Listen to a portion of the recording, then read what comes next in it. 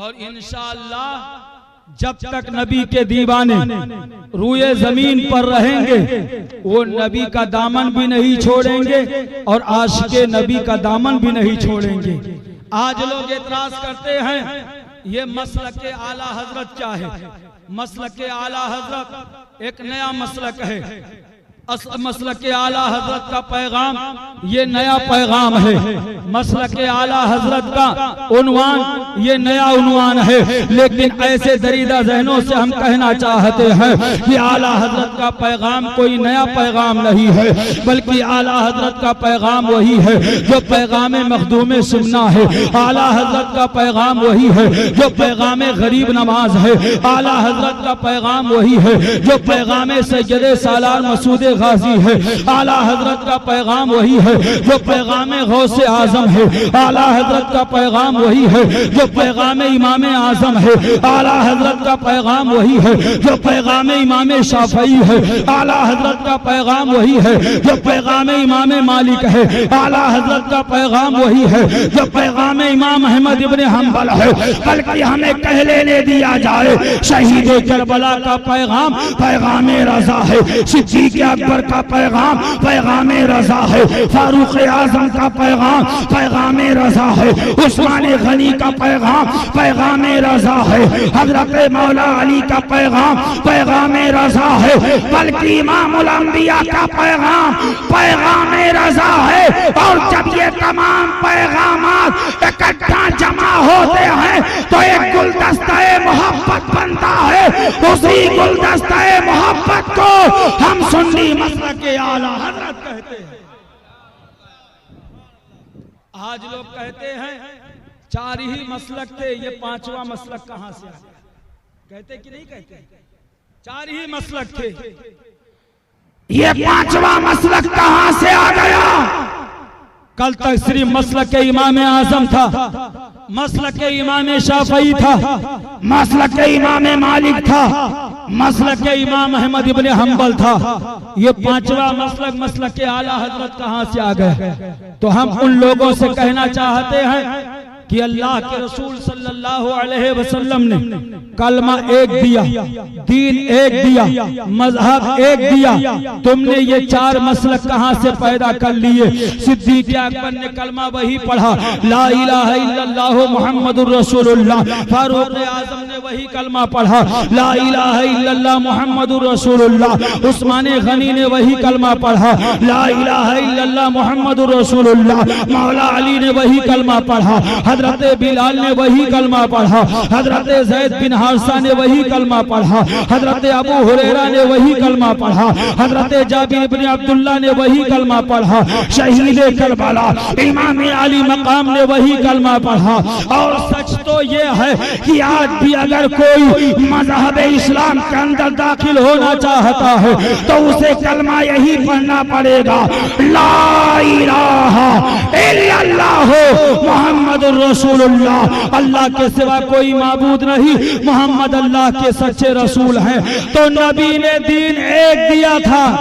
ये चार मसलक तुमने कहां से पैदा कर लिया? सवाल होता है कि नहीं होता? अगर तुम्हें पांचवा मसलक के आला हजरत पर एतराज है तो ये बताओ ये चार मसलक तुमने कहां से बना लिए? ये चार मसलक जिनको तुम सच मानते हो, और तुम मानो या न मानो अल्हम्दुलिल्लाह हम तो बरहक मानते हैं।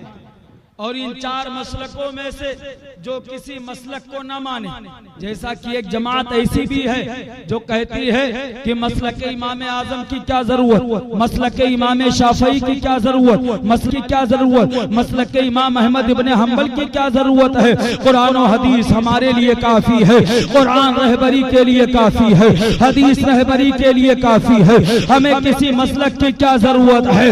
हालांकि ऐसे अंधे हैं कि अगर जो है इन चार मसलकों में से किसी एक मसलक को न माने तो एक कदम भी नहीं चल सकते हैं। जगह जगह ठोकर खाएंगे, जगह जगह मुहकी खाएंगे, क्योंकि इन चार मसलकों में से किसी एक मसलक का पट्टा अपने गले में डाले बगैर आदमी न कुरान पर अमल कर सकता है और न ही हदीस पर अमल कर सकता है।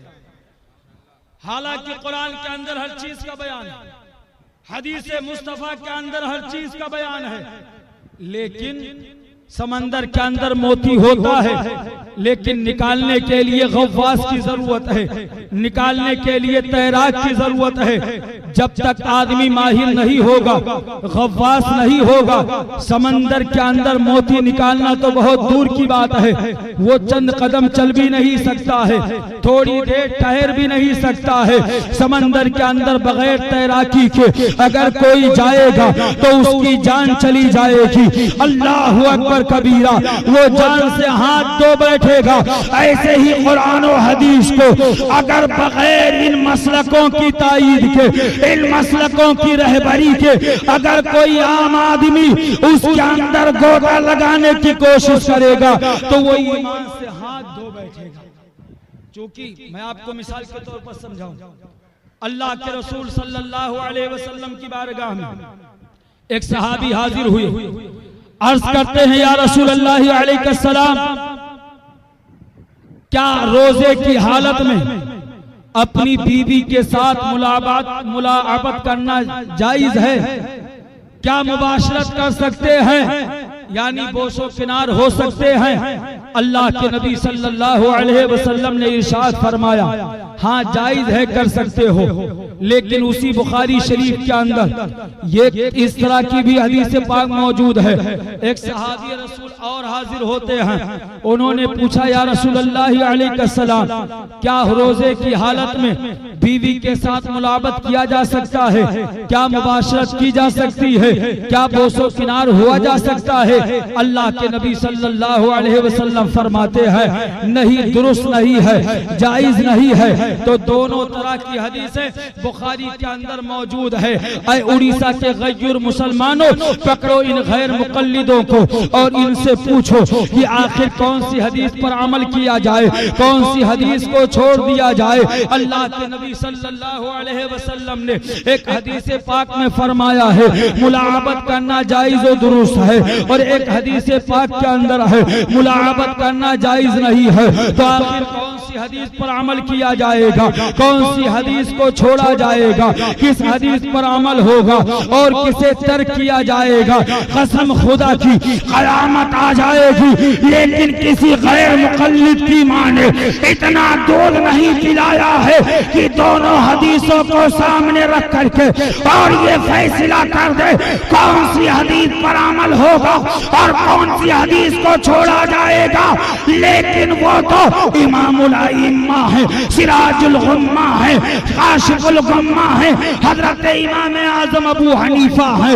आप दोनों हदीसों को सामने रखते हैं और रखने के बाद में आप फैसला फरमाते हैं, ऐ लोगों, इस हदीस क्या न कोई टकराव है, न कोई तजाद है, आपस के अंदर कोई तनाजा नहीं है, बल्कि जो नौजवान लोग हैं जिनके अंदर जो है शहवत ज्यादा होती है, वो रोजे की हालत में अपनी बीवी के करीब न जाएं, क्योंकि मुबाशरत के साथ बात और आगे बढ़ सकती है। लेकिन जो लोग बूढ़े हो चुके हैं, जिनके अंदर शहवत उतनी ज्यादा नहीं पाई जाती है, उनके लिए जायज है वो रोजे की हालत में अपनी बीवी से करीब हो सकते हैं, क्योंकि वहां बात आगे बढ़ने का खदशा नहीं है। तो ये है इमाम आजम जो हदीसों को सामने रख करके आप मसले को यूं वाज़े फरमा देते हैं कि न कोई टकराव नजर आता है, न कोई आपस के अंदर तनाजा नजर आता है। वरना अगर हर किसी को ये इख्तियार दे दिया जाए अपने अपने हिसाब से कुरान पढ़ो, अपने अपने हिसाब से हदीस पढ़ो और जैसा समझ में आए वैसा अमल करो, तो उम्मत के दरमियान बड़ा इंतशार हो जाएगा। क्योंकि एक मसला मैंने फॉर एग्जाम्पल आपके सामने रखा है, हालांकि सैकड़ों नहीं बल्कि हजारों मसाइल हैं कि कुरान और हदीस हदीस के अंदर बज़ाहिर टकराव नजर आता है, बज़ाहिर तनाज़ा नजर आता है, लेकिन हमारे इमामों ने उसको बिल्कुल रोजे रोशन की तरह आया कर दिया है कि आदमी को अमल करने में कोई खतरा नहीं है, कोई दुश्वारी नहीं है। बहरहाल तो अल्लाह के नबी सल्लल्लाहु अलैहि वसल्लम ने दीन एक दिया था, मजहब एक दिया था, कलमा एक दिया था, लेकिन ये चार मसलक कैसे वजूद में आए? तो मुअर्रिखीन बयान फरमाते हैं कि अल्लाह के नबी सल्लल्लाहु अलैहि वसल्लम जब तक हयात ज़ाहिरी में रहे, सहाबा नबी की बारगाह में हाजिर होते रहे, अपने मसाइल रखते रहे और अल्लाह के नबी सल्लल्लाहु अलैहि वसल्लम की बारगाह से उनके मसाइल हल होते रहे। लेकिन जब अल्लाह के रसूल सल्लल्लाहु अलैहि वसल्लम हयात ज़ाहिरी से पर्दा फरमाते हैं, सरकार का विसाले मुबारक हो जाता है, तो सिद्दीक़ अकबर रज़ी अल्लाह ताला अन्हु खिलाफत की बागो डोर को संभालते हैं, मुसलमानों की क़यादत फरमाते हैं, मुसलमानों की मजहबी और सियासी रहनुमाई फरमाते हैं। सिद्दीक़ अकबर के जमाने में भी सारे लोग एक ही मसलक पर अमल करने वाले थे, एक ही मजहब के परचम तले सबके सब जो है रहने वाले थे। अब तक कोई फिरका इस्लाम के अंदर नहीं था, कोई ग्रुप इस्लाम के अंदर नहीं था, कोई दूसरी जमात इस्लाम के अंदर नहीं थी। यहाँ तक कि सिद्दीक़ अकबर का विसाल हो जाता है, फारूक आजम का जमाना आता है, हजरत सैयदना फारूक आजम ने इस्लाम की बागोडोर को संभाला, मुसलमानों की क़यादत फरमाते हैं, मुसलमानों की रहनुमाई फरमाते हैं। आपके विसाल के बाद में हजरत सैयदना उस्मान गनी रज़ी अल्लाह ताला अन्हु का दौर आता है। हजरत उस्मान गनी रज़ी अल्लाह ताला अन्हु का दौर आगे बढ़ता रहा, आप दौरे खिलाफ का दौरे खिलाफत आगे बढ़ता रहा, यहाँ तक कि वो जमाना आता है जब बलवाइयों ने हजरत सैयदना उस्मान गनी रज़ी अल्लाह ताला अन्हु को शहीद कर दिया। हजरत सैयदना उस्मान गनी की शहादत के बाद में हजरत मौला अली शेर खुदा रज़ी अल्लाह ताला अन्हु आप तख्ते खिलाफत पर फाइज होते हैं, मनसबे खिलाफत पर फाइज होते हैं।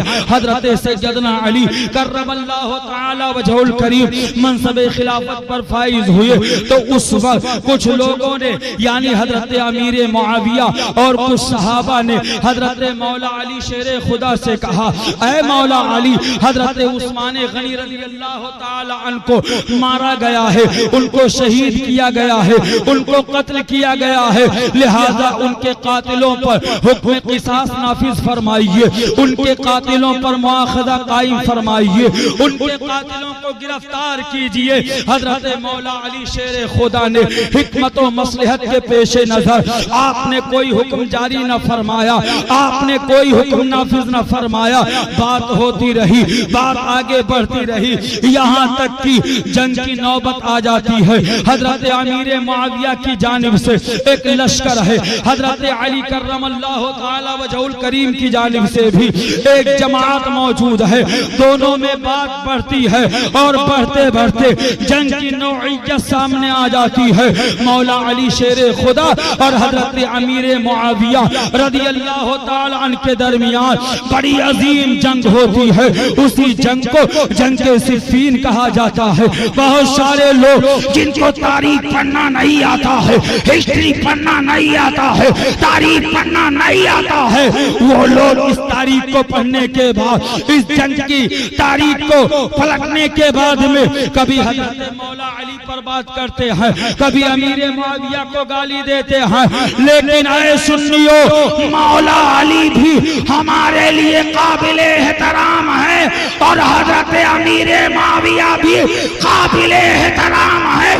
बल्कि अमीर मुआविया की बात क्या करे, तमाम सहाबा नबी के ऐसे जन्नती हैं जैसे जन्नत के तमाम सहाबा का, तमाम सहाबियों का जन्नती होना ऐसे ही हक है जैसे कि जन्नत का होना हक है। लेकिन लोग आजकल अपनी अक्ल के घोड़े को दौड़ाते और कहते हैं मौला अली हक पर थे, कुछ लोग हैं जो कहते हैं अमीर मुआविया हक पर थे, उन्होंने गलत किया माअज़ल्लाहि रब्बिल आलमीन। ये हमें और आपको कहने का कोई हक नहीं है, क्योंकि अगर आप कुरान मुक़द्दस का मुताला करें तो आपको पता चलेगा हजरत मूसा अलैहिस्सलाम जब कोहे तूर पर तशरीफ ले गए तौरेत को लेने के लिए, अल्लाह ने इरशाद